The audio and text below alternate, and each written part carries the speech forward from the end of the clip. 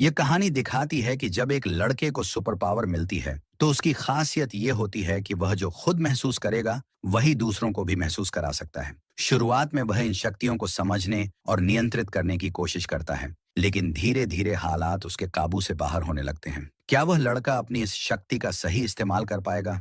यह जानने के लिए इस वीडियो में बने रहिए। कहानी की शुरुआत होती है और हमें एक बूढ़ा आदमी नजर आता है जो एक कब्र के पास होता है। वह वहां किसी तरह का अनुष्ठान कर रहा होता है। इसी दौरान अचानक उसे एक जोरदार झटका लगता है, जिससे वह दूर जाकर गिरता है। जब वह दोबारा उठता है तो उसे एहसास होता है कि उसका अनुष्ठान पूरा हो चुका है और उसे शक्तियां मिल चुकी हैं। अब सीन बदलता है और हम इस फिल्म के मुख्य किरदार कैली को देखते हैं। दरअसल कैली को एक अजीब बीमारी होती है जिसमें वह कागज खाने की आदत से ग्रस्त होता है। इस समय वह खरीदारी करने के लिए एक दुकान पर आया होता है। वहीं उसे उसके कुछ क्लासमेट मिल जाते हैं। वे कैली का मजाक उड़ाने लगते हैं। इसी दौरान वहां उसकी बचपन की दोस्त डोमिनी आ जाती है। वह उन लड़कों को रोकने की कोशिश करती है, लेकिन वे और ज्यादा गुस्सा हो जाते हैं और कैली को उठाकर कचरे के डिब्बे में फेंक देते हैं। तभी डोमिनी हिम्मत दिखाती है और उन लड़कों को वहां से भगा देती है। अब कैली के साथ जो भी हुआ उसके लिए डोमिनी काफी परेशान हो जाती है। वह उससे कहती है, मैं तुम्हें स्कूल तक लिफ्ट दे सकती हूँ,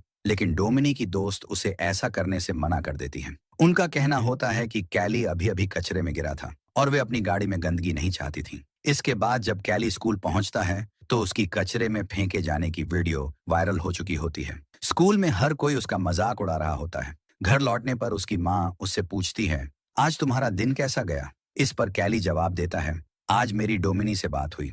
उसकी माँ मुस्कुराते हुए कहती हैं, तुम दोनों अच्छे दोस्त हो और तुम्हें उसे डेट पर चलने के लिए कहना चाहिए। और शायद डोमिनी भी कैली को पसंद करने लगी थी। इसके बाद हमें उस कब्र का दृश्य दिखाया जाता है जहां बूढ़े आदमी को शक्तियां मिली थी। वहां एक आदमी आता है जिसका नाम रिडल होता है।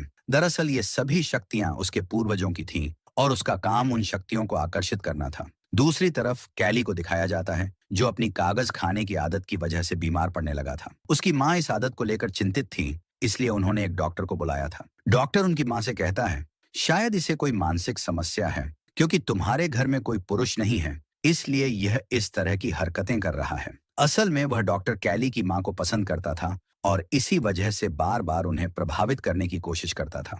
दूसरी तरफ हमें एक बूढ़ा आदमी दिखाया जाता है जिसका नाम पफलुएगर होता है। वह लोगों को इकट्ठा करके बता रहा होता है, मेरे अंदर बहुत सारी शक्तियां हैं और मैं तुम सभी को अच्छा महसूस करा सकता हूँ। इसी दौरान वहां एक बुजुर्ग औरत आती है जो ठीक से चल नहीं पा रही होती। उसके पैर में बहुत दर्द होता है। वह पफलुएगर के पास जाती है और वह बूढ़ा आदमी उसके सारे दर्द को अपने अंदर खींच लेता है। ये देखकर सभी लोग उसकी तारीफ करने लगते हैं। वहीं कैली की माँ भी यह सब देख रही होती है। उसे लगता है कि शायद पफलुएगर कैली की मदद कर सकता है, इसलिए वह उसे अपने घर आने का न्योता देती है। दूसरी तरफ रिडल भी इन घटनाओं को गौर से देख रहा होता है। वह पफलुएगर के पास जाता है और कहता है, जो शक्तियां तुम्हारे पास हैं वे तुम्हारे लिए खतरनाक साबित हो सकती हैं। ये सारी शक्तियां मेरे पूर्वजों की थीं और तुम्हें इन्हें मुझे लौटा देना चाहिए।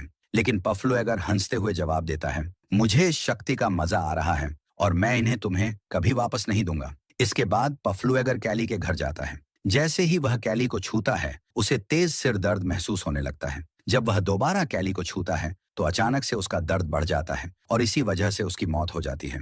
पफलुएगर की मौत के बाद कैली अचानक से अच्छा महसूस करने लगता है, क्योंकि अब पफलुएगर की सारी शक्तियां उसके अंदर आ चुकी थीं। अगले दिन जब कैली अपनी साइकिल ठीक कर रहा होता है तो उसके हाथ पर एक कट लग जाता है, लेकिन कुछ ही पलों में वह खुद ब खुद ठीक हो जाता है। ये देखकर कैली समझ जाता है कि उसके अंदर कुछ खास शक्तियां आ चुकी हैं। उधर कैली की माँ अपनी नाइट शिफ्ट पर जाने के लिए तैयार हो रही होती है, लेकिन उसे बहुत थकान महसूस हो रही होती है। तभी जब कैली उसे गले लगाता है तो उसकी सारी थकान अचानक गायब हो जाती है और वह भी तरोताजा महसूस करने लगती है।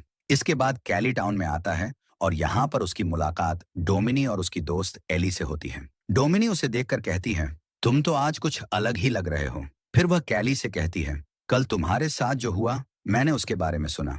तभी पीछे से रॉकी आता है और फिर से कैली को परेशान करने लगता है। वह गुस्से में आकर कैली के पेट पर मुक्का मारता है, लेकिन इससे कैली को कोई असर नहीं होता। उल्टा रॉकी को खुद ही चोट लग जाती है। यानी अब अगर कोई भी कैली को चोट पहुंचाने की कोशिश करेगा तो चोट उसी को वापस लगेगी। यह देखकर रॉकी और भी ज्यादा गुस्सा हो जाता है और कैली के चेहरे पर मुक्का मारने की कोशिश करता है, लेकिन फिर से उसे खुद ही चोट लग जाती है।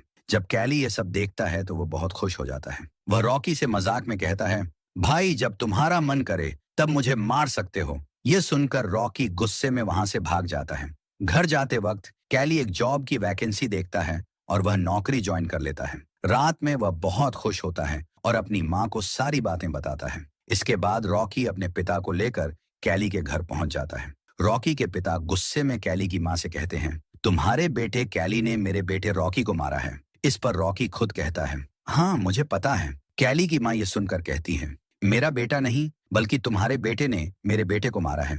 इस पर रॉकी का पिता कहता है, हाँ मुझे पता है, लेकिन आज जो हुआ वह बहुत अजीब था। कैली की माँ गुस्से में कहती है, अगर तुम्हें पहले से पता था कि तुम्हारा बेटा मेरे बेटे को मारता है तो तुमने पहले कुछ क्यों नहीं किया। वह इतनी ज्यादा नाराज हो जाती है कि रॉकी के पिता को घर से बाहर निकाल देती है।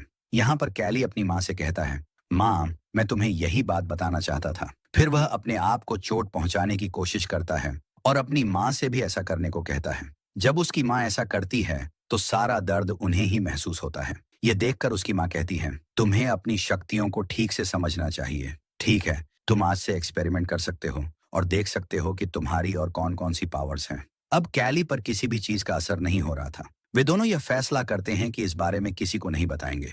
अगले दिन कैली स्कूल में डोमिनी का एक रबर बैंड टेबल पर पड़ा देखता है। वह सोच में पड़ जाता है क्योंकि कल रात उसने सपने में भी यही चीज देखी थी। जब वह डोमिनी की तरफ देखता है तो उसे महसूस होता है कि वह उसी के साथ है। सपने में डोमिनी के साथ उसकी दोस्त सारा भी थी। जब वह यह सब सोच रहा होता है तब डोमिनी और सारा भी क्लास में वही सोचने लगती हैं। वे दोनों समझ नहीं पाती हैं कि यह क्या हो रहा है, लेकिन कैली क्लास से बाहर चला जाता है। अब रात को सभी स्टूडेंट्स एक पार्टी कर रहे होते हैं। वहां पर डोमिनी का एक्स बॉयफ्रेंड उसे पीछे से पकड़ लेता है। ये देखकर कैली गुस्से में उसे छोड़ने के लिए कहता है। इस पर नेल्सन हंसते हुए कहता है, तुम मेरा क्या बिगाड़ लोगे। नेल्सन गुस्से में कहता है, तुम्हारे साथ जो भी चल रहा है मैं इसका पता लगा लूंगा।